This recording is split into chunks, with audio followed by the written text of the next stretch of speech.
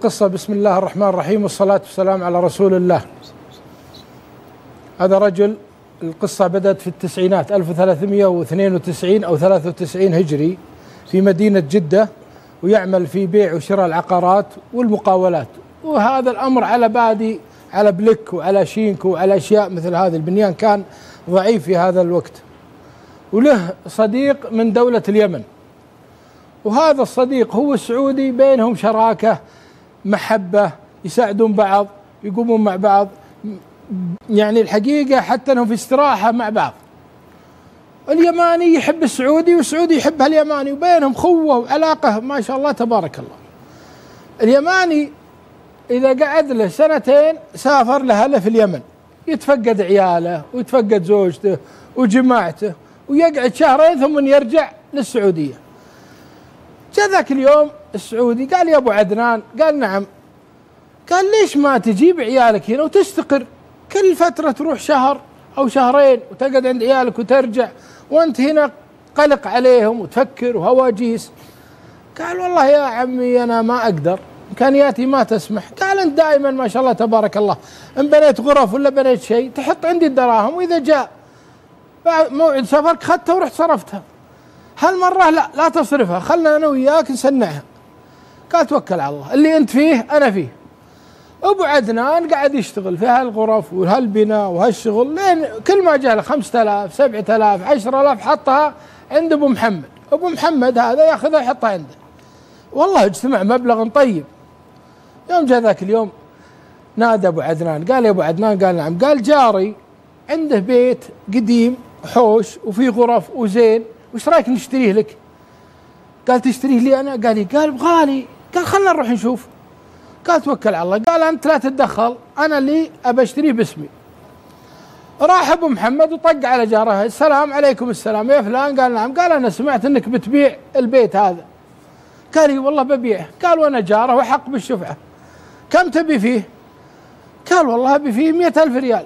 قالوا لي، قال لك أنت؟ قال لي، قال له هنا 15 أنزلها 85. يا الله. أبو عدنان المبلغ اللي حاطه عند أبو محمد 70,000 ريال، يبقى كم؟ 15,000 ريال. قام أبو محمد وزدها 70 15,000 واشترى البيت. تراه وراه أبو عدنان قبل ما يشتريه وجاز له واستانس، تكاتبوا وحولوا الصك باسم أبو محمد. هذاك طلع من البيت، وهذا جاب أبو عدنان قال جيب عدتك وأغراضك وخشبك وسقالاتك وحطها في البيت إلين تجيب عيالك ونسنعك. فرح فرح شديد. قال بكم خدت؟ قال خدت ب85,000 ريال. قال أنا ما أعطيتك إلا 70. قال 15 سلفة. قال ابشر يا عمي. صار يجد فرحان بهالبيت، وقاعد عنده ايش طموحات انه بيجيب عياله ويسكن ويستانس ويدرسهم في هالبلد المبارك. يوم اجتمع عنده مبلغ، قال يا عمي، قال نعم، قال أنا بروح لليمن واجيب عيالي، وترى عندي فلوس لكن ما أقدر أسدك، أبي أفرح عيالي وأبي على قولتهم عندي بعض الأمور هناك. قال أجل، ما الله يقويك، توكل على الله. أبو عدنان كتب ورقة وحطه في بوكه إن لأبو محمد عندي 15,000 ريال دين في المكان الفلاني، في البيت الفلاني، في عند المسجد الفلاني، في حي في جدة. حطها في بوكه من باب ايش؟ حفظ الدين. وهذه مهمة الأمور هذه، من يوم يصير لك دين على طول اكتب. طيب.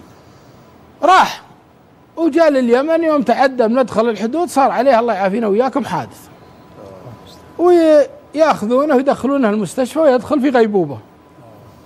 لقوا جوازه ولقوا معلوماته وعنوانه في اليمن، اتصلوا وجات زوجته وجاء ولده الكبير عدنان عمره يمكن هاك الأيام 14 15 سنة. الأبو تحت العناية، فاق لكنه فاقد الذاكرة، ما يذكر شيء. خذوا عندهم في البيت وعاش معهم 4 5 سنوات، إلا أنه مفتح يعطونه غذاء وهذا، لكن سبحان الله الله أخذ أمانته. هم لا وضعهم صعب جدا، ما هنا شيء وظروف صعبة. قالت الأم يا ولدي، قال نعم، قالت روح للسعودية وترزق الله. قال عدنان ابشري ان شاء الله بقى اشوف لي فيزا ولا اشوف لي مدخل للسعوديه. طبعا ذيك الايام ما كان فيزا، يدخلون اليمنيين كانهم مواطنين سعوديين. يقول وانا افتش في بوك ابوي لقيت الدين، وافتح وجهي لامي، قلت يمه، قالت نعم، قلت هذا دين الواحد سعودي على ابوي 15,000 ريال، على فكره لقوا مع ابوهم 20,000 ريال ولقوا الشناطه، لكنهم محتاجين وصرفوا على انفسهم خلال 4 سنوات. فيقول لقيت في البوك ورقه مكتوب فيها فلان بن فلان فلان يطلبني 15,000 ريال في حي المكان الفلاني عند الجامع الفلاني في المسجد الفلاني. يا يمه ابوي عليه دين، يا يمه ابوي ما راح يحاسب، يا يمه. قالت يا ولدي انا من رايي تروح للسعوديه وتشتغل فيها، وان جبت المبلغ سدده للرجال.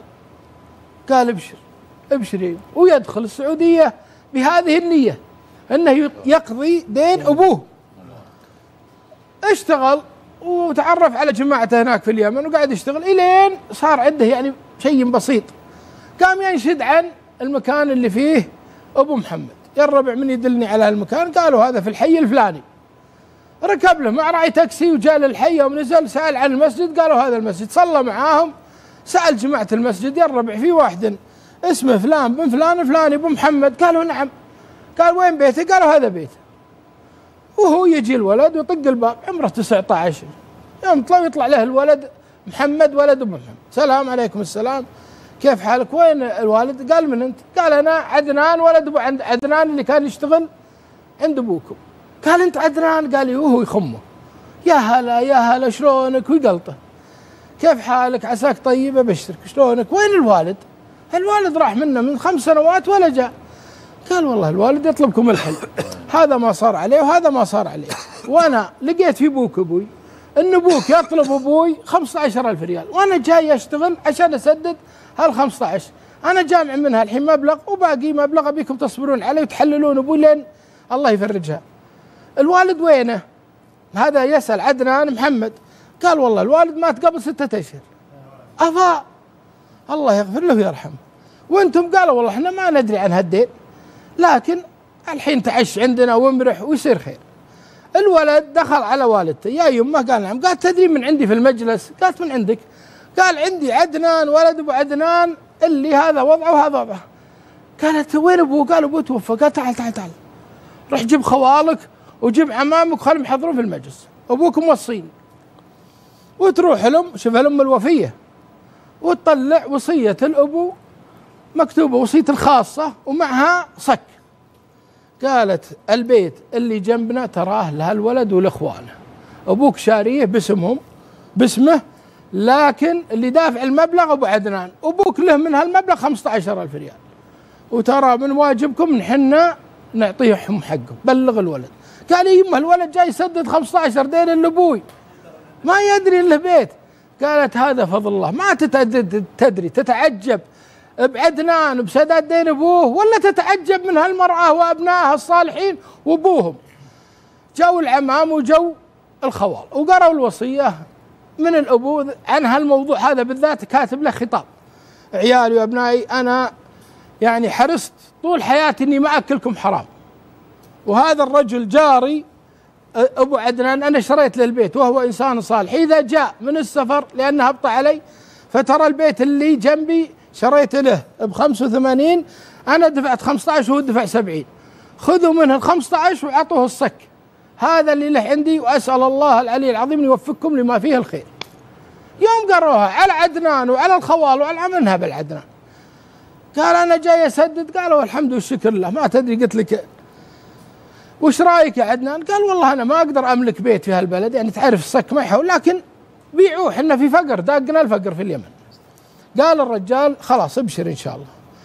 المهم حرجوا على البيت ويسام 350,000 ريال، قيل 300 وقيل 350,000 ريال. قالوا يا عدنان؟ قال نعم. قال البيت سعره اللي الان يباع فيه من 300 350، نبيع؟ قال انتم شو تشوفون؟ قالوا هذا سعره. قال توكلوا على الله.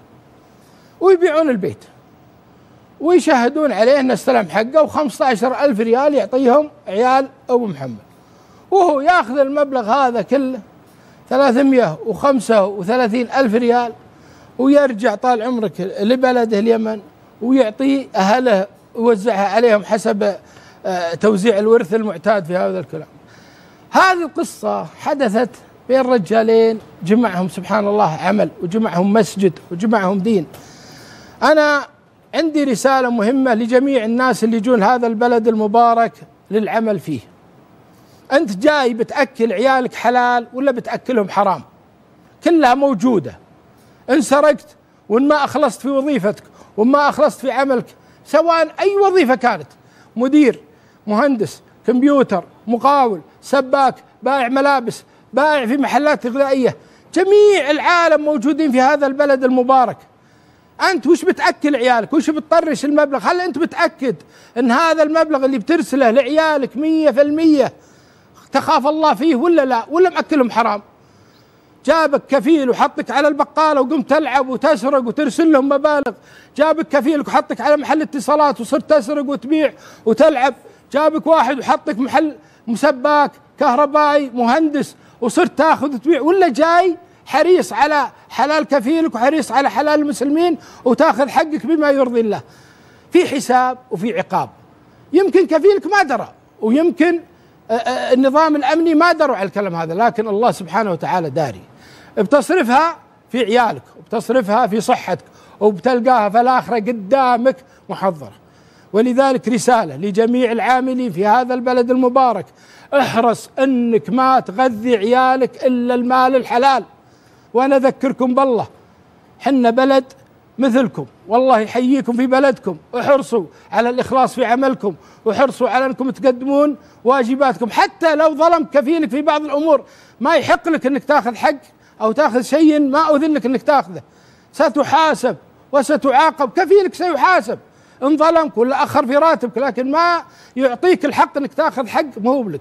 أنا أشوف كثير من الناس، أنا واحد منهم، يجي المهندس يدخل بيتي في موضوع تصليح مكيفات ولا في تصليح ثلاجات، والقى الثلاجة كانت تشتكي من شيء صارت تشتكي من 3 و4 علل غير العلة السابقة، كله علشان يبيني أرجعه ثاني مرة ويصلح، أو أجيبه ثاني مرة ويصلح في سباكة عشان يصل من فلوس.